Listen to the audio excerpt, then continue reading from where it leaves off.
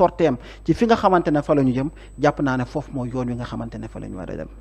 mais boos nangu ta wax da ngeen jàkkaarloo ko ay opposants yu taxaw sax di wax ne que na population bi que la population que le peuple fasse bloc derrière le président de la République parce que kooku leen élire. waa xam nga nag kooku opposant bi wax loolu benn chance képp la yaakaar ci réew mii ngir exister wala opposant yi wax loolu yëpp parce que ñi koy wax bari na benn chance ñoom yaakaaruñ ci seen xam-xam ñoom yaakaaral ci ñoom ci li leen askan wi jàppee parce que xam nañu ne bu dee askan wi képp ñoom kat amuñu fi doole ju bari ci wàllum politique ci lenn lañ yaakaar ngir ñoom ñu mën a exister wala boog ngir ñu mën a replacer wu lenn képp la du ñaar du ñett du ñeent te loolu dafay firi ne te loolu nekkul seen loxo ñoom mooy premier ministre ak président féewaloo am seen diggante ñoom ñu rangé wu derrière quelqu'un qui s'appelait peut-être le premier ministre ou le président pour que féewaloo boobu mën a effectif ngir ñu cassure mën a am loolu mooy seen benn yaakaar bi ñu am pour mën a opposé wu ana seen xam-xam ana seen projet ana seen i proposition fan lañ jëm ñoom tey jii nii en tant que opposition sur les décisions prises par l'État sur chaque décision de grande envergure lan moo ci seen position lan moo ci seen offre politique déggoo ko fi leen doo ngay dégg premier ministre lii premier ministre la wax na lii def na lii képp président de la république bul faale sa premier ministre nañ fexe ba dooleel président de la république parce que bu mu topp premier ministre am déggaatoo fi leneen ñii bu dee lii mooy seen projet sénégalais yi sax waruñ leen a déglu parce que bu dee yow nit ki sa projet wala boog sa wax yépp ak sa opposition mooy fexe ba ñaari nit ñi féewaloo te loolu du intérêt Sénégal yow est-ce que bëgg nga Sénégal waaye sax nga yow ci ak saytaane nga yaakaar ngir mën a exister mooy ak jaxase nga yaakaar jaxasoo pëccëxoo am nga yaakaar ngir mën a exister waaye yaakaaruloo ci sa offre politique pour exister. loolu amul sens ay prévisions yu sombre naan ñii yaakaarul sax ne dinañ fi toog ba 2027 loolu boo ko déggee en tant que ku nekk au pouvoir la lay def. ku lucide du wax loolu. c'est aussi simple que ça. da nga jàpp ne kàddu bu ëpp la. non ku lucide du wax loolu c'est-à-dire que dama jàpp ne peut-être nit ki buy wax loolu lucidul nit mënoo lucide di wax loolu. d'accord mais de manière générale chroniqueur yi ñuy jàpp liberté d'expression bi opposition bi jàpp ne fu mu toll dafa mel dictature lañ bëgg a installer. parce que am na leen ci société civile bi loo xam ne ni aussi ñu leen traité de yenn cadres yi. ñoom tam ñu jàpp ne fu mu toll il y a un recul démocratique ñenn ñi di vaar sa leader. par rapport li mu doon wax bu ñu jàppoon nit. mu jàpp ne loolu du yoon ñu koy baat tey ji ci jàpp ñu fi am loolu yëpp boo ko boolee tey ji 2 ans après wala 1 an et demi après est-ce que loolu du indi benn déception bu sénégalais war a am ci yéen par rapport ak ngeen fi waxoon yëpp ngeen nekk opposition tey ji ngeen di jàpp nit ñi parce que dañoo wax. gis nga réew mi surtout une certaine opposition et une certaine société civile parfois da ngay tiit ci seen position dafa mel ni. un homme qui s'appelle Ousmane Sonko lu ñu ko teg baax na ci réew mi lu ñu ko wax baax na lu ñu ko yàq baax na dès lors qu'il y a action contre des paroles contre le premier ministre rek nit ñi daal naka dictature am na mais dans quel pays sommes-nous gis nga ñoon di wax ñooñu yëpp premier ministre bu Sénégal wallahi du may faral di waat ci émission waaye kooku ku ñu war a jaajëfal la jàppale ko suturaal ko ndax man jàpp naa ne mu gëwuma gisaguma ci réew mi ku ko dàq muñ gisaguma ci réew mi ku ko dàq muñ premier ministre boo xamante ne bi nga nekkee opposition yow lañ doon saaga di la wax lu ñaaw lu ne nga jot ci pouvoir 15 mois yoo xamante ne dañuy continuer di la wax lu ñaaw lu ne pendant près de 12-13 mois dara amagul ñu esté en justice ñi nga xamante ne ñoo ngi wax lu ñaaw jëm la ci kawam ñu ne dictature ñu naan waaw moo fi wax ne di lañ ko effacer mais dans quel pays sommes-nous dégg naa de ñoo xamante ne ay fumiste c'est-à-dire que waxi fumiste dëgg nga ciy dégg koo xamante ne ñoo ngi koy waxal suba ngoon di ko saaga di ko waxal lu ñaaw mu ne tekk alors que il représente l'État c'est le premier ministre du Sénégal il jouit des prérogatives en tout cas d'une partie des prérogatives du président de la République ñu ne kooku kat bu luñ ko bonte waxal itam liberté d'expression la ñu nekk nañ bàyyi nit ñuy jàpp mais loolu ba kañ bu fekk ne loolu dafa mën a continuer ku ci wax wala nga wax ju ñaaw saaga ko premier ministre à mon avis la justice doit automatiquement s'autosaisir c'est ça la vérité ñun en tout cas ñun ñi nga xamante ne ñoo ngi waxal Pastef dans l'espace public xaaral ma ñëw 72 yéen a ko fi indi dans l'espace public bi nga xamante dans l'espace public ñun Pastef la déglu baax li ma lay wax xam nga Azoura. waaw luñ ko jàppee. waaw wax ju ñaaw. fu mu bokk. Pastef am na keneen kuñ ko booleeloon bi ñu koy jàpp luñ ko jàppee. même wax yi waaw.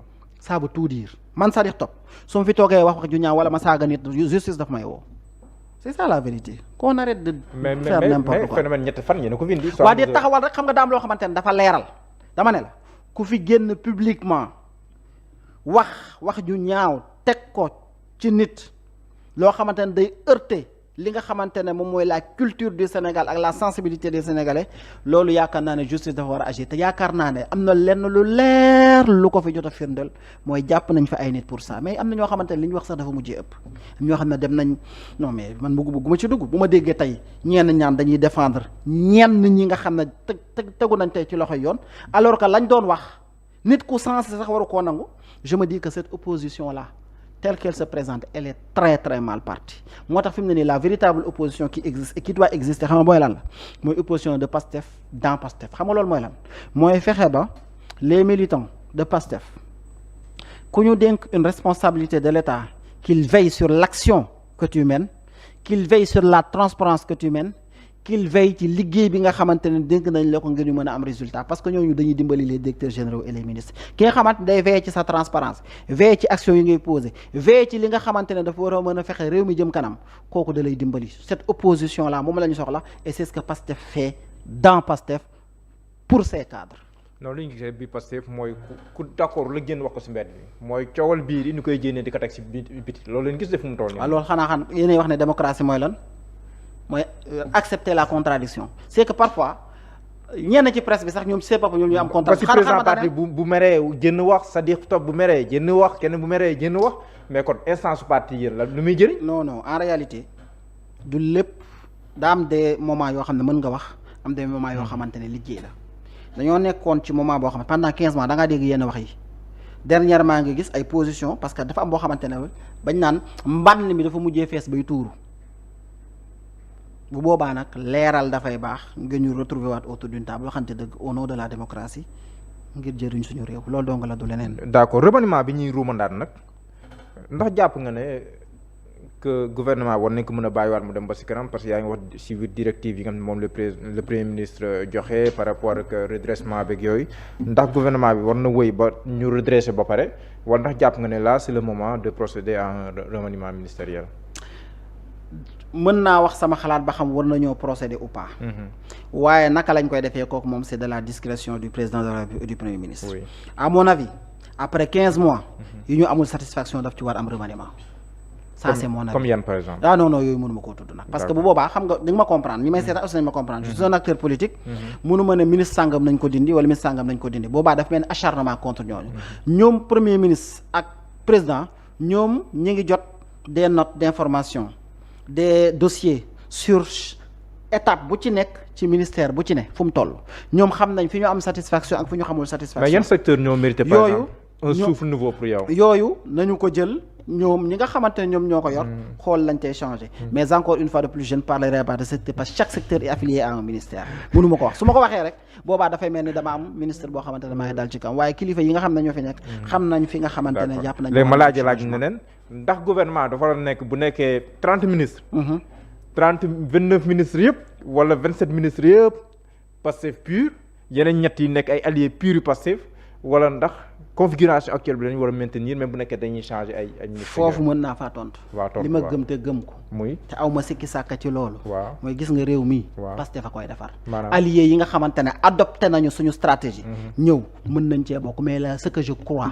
te gëm ko te duma ci dañ mukk mooy Pastef vision ma gis-gisam abnégation ma transparent li mu woote moo mën a defar réew mi ci loolu la ñu war a jëm kon si misaal bu nekkee fanweeri li ma tontu leer na nañ du ma joxe chiffre la si ëpp Pastef la war a bokk ça c'est clair c'est ma position claire et sans équivoque ñeneen ñi si dooleeku dafa war a nekk ay alliés yu épouser seen kii lan nga tuddee allié bu épouser seen mais loolu vision bi projet bi nga xam ne war nañ koo doxal ne lii lañ fii lañ bëgg a egg yoon wi lañ mën a jaar waaw ku nanguwul loolu non mooy allié kay bu paree du gouvernement kay mooy nangu na lool. bis boo yoree ba bis boo demee ba jot pouvoir ku ne bëgg na nekk sa allié. waaw mais. non xaar rek. waaw bis boo demee ba jot pouvoir. ku ne bëgg na nekk sa allié. mais ci doxalin bi.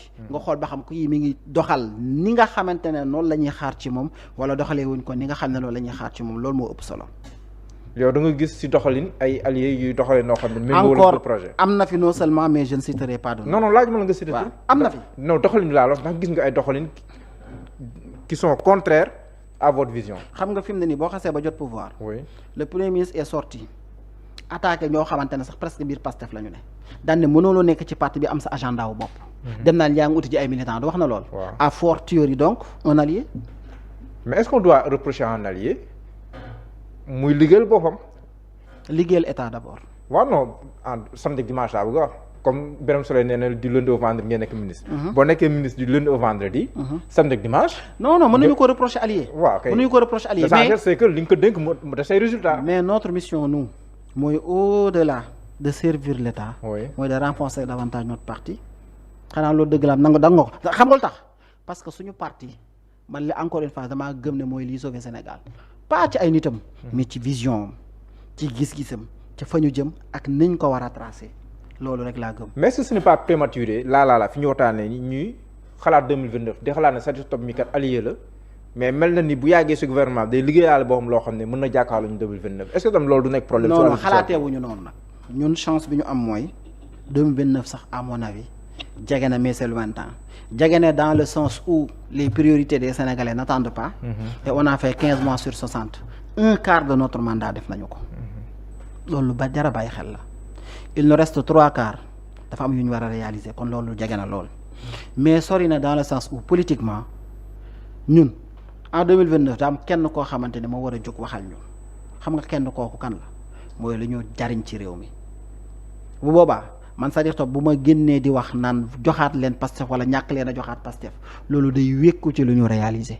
te loolu incha allah rabbi dafay am parce que li ma wax li tout à l'heure mooy allure ak accélération bi ma gis premier ministre di ko wax ngalawaay ay ministres am ay directeurs généraux am des cadres de l'administration ñun ñëpp ku ci nekk selon sa responsabilité nañ ko doxal nañ ko war a doxee bu boobaa gëm naa ne réew mi dina jëm kanam. c'est-à-dire ndax da ngay partage avis ñuy jàpp ne bu nu dawalee tuut le premier ministre dafa retiré wu dem préparer candidature am 2029 ak yooyu. je ne partage pas leur avis.